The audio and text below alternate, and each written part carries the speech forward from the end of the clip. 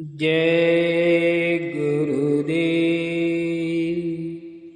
दूरदर्शी आवाज मासिक पत्रिका 1 अगस्त 2021, पृष्ठ नंबर 9।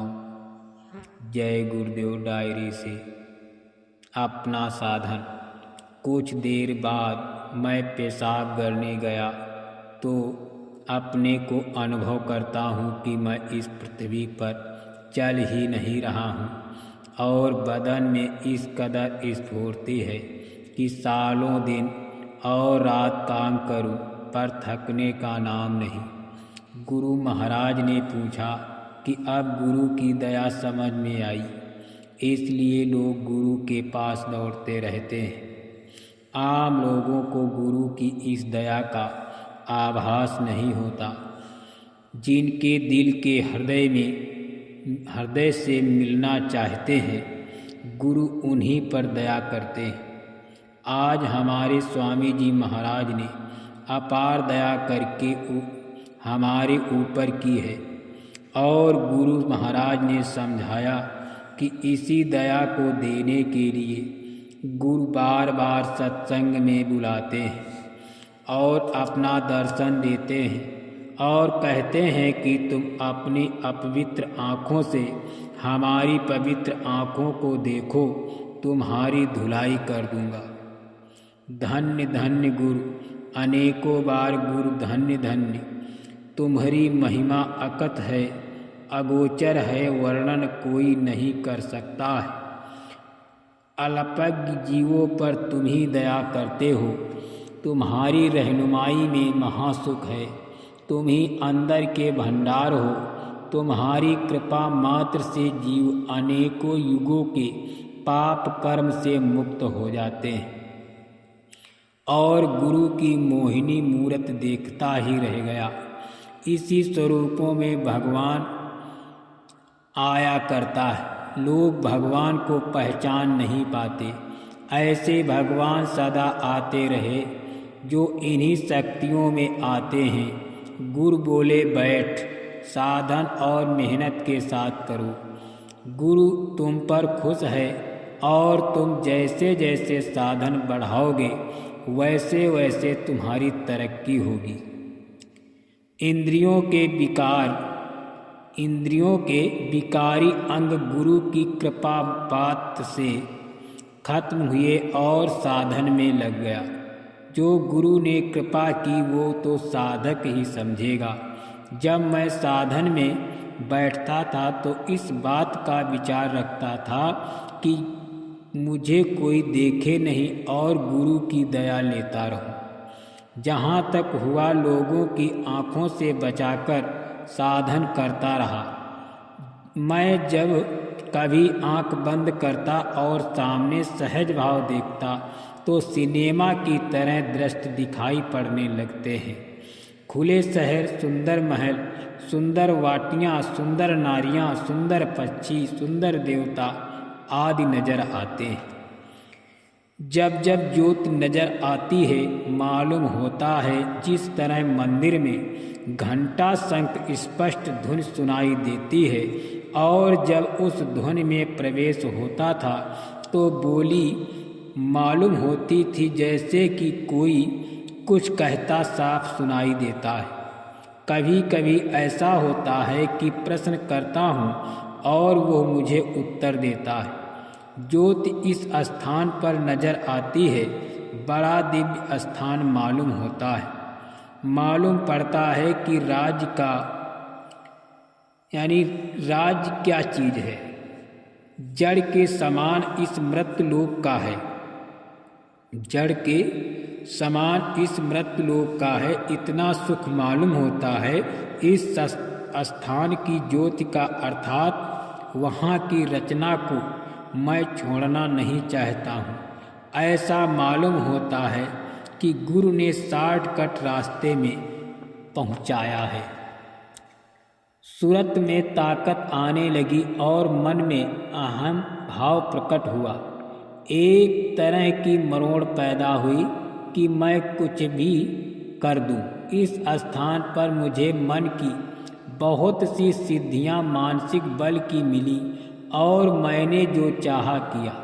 परंतु जब गुरु को मालूम हुआ, उस वक्त गुरु ने बुलाकर बहुत फटकार लगाई और कहा, ये शक्ति जो दी जाती है इससे केवल परमार्थी लाभ उठाना चाहिए। सहस्रदल कमल में पहुंचकर अपने स्वाभिमान का अहंकार होता है। मन अपनी ताकत को पाकर कुछ करना चाहता है।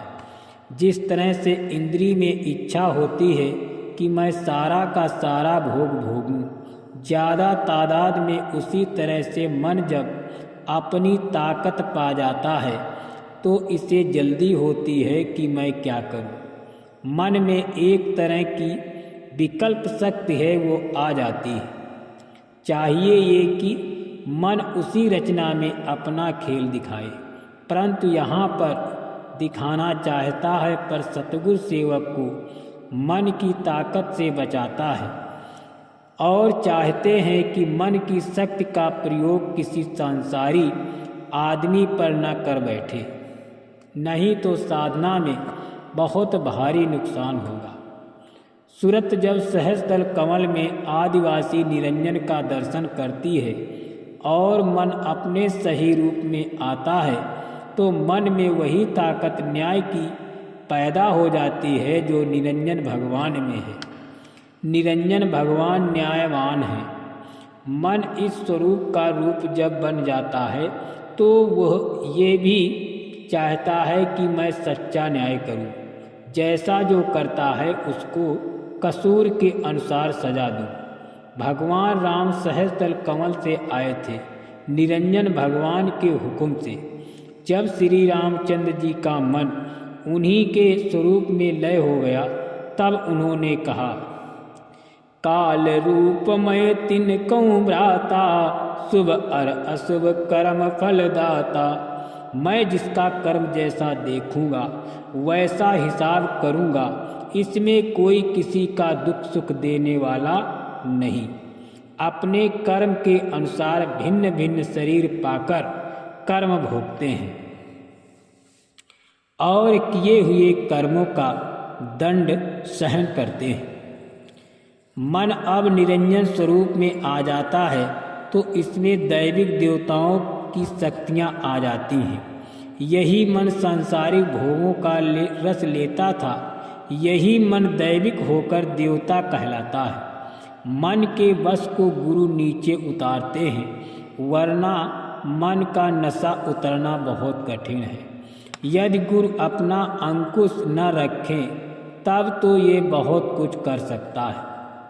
दुनिया की ताकतें जो काम करती हैं, उनके ऊपर यदि किसी का अंकुश न रहे तो वो न मालूम क्या करे और कभी कभी कर बैठते हैं। उसी तरह हमारा मन आज़ाद हो जाए, फिर जो इस मन को निराली मस्ती चढ़ती है, मन अपनी तुरंग घोड़ी पर सवार होकर और दौड़ता फिरता है। एक दफे का जिक्र है कि एक आदमी का भोजन किया। भोजन करने के उपरांत हमारा मन खराब हो गया। उस वक्त जो विकारी अंग का सुरूर चढ़ा, समझ लो कि गुरु कहाँ है और हम कहाँ हैं, कौन देखता है। इस प्रकार के भाव प्रकट हो जाते हैं साधकों को। मन की मलिनता का संसार बना हुआ है। जब तक तुम सतगुरु के चरणों में रहकर उसकी धुलाई नहीं करोगे, तब तक मन का मैल उतरना कठिन है। जब मैं गुरु के पास गया, तब जाकर भोजन का विकार दूर हुआ, वरना बुद्धि नष्ट हो गई थी। दूसरों के यहाँ भोजन करने से मन और बुद्धि अथवा इंद्रियों पर खराब असर होता है। मन लगे ना लगे बैठो जरूर। तुम सत्संग में क्रोध करने नहीं, क्रोध पीने आए हो। अगर कोई कुछ कहता है, चुप होकर उसे बर्दाश्त कर जाओ, उलझो मत। समय बहुत खराब है, इसे साधना में लगे रहकर पार करो। मन लगे न लगे बैठो जरूर। बैठते रहोगे तो धीरे धीरे मन लगने लगेगा। परमार्थ में दुनिया की इच्छाओं का कोई स्थान नहीं, उनका त्यागना जरूरी है। जय गुरुदेव।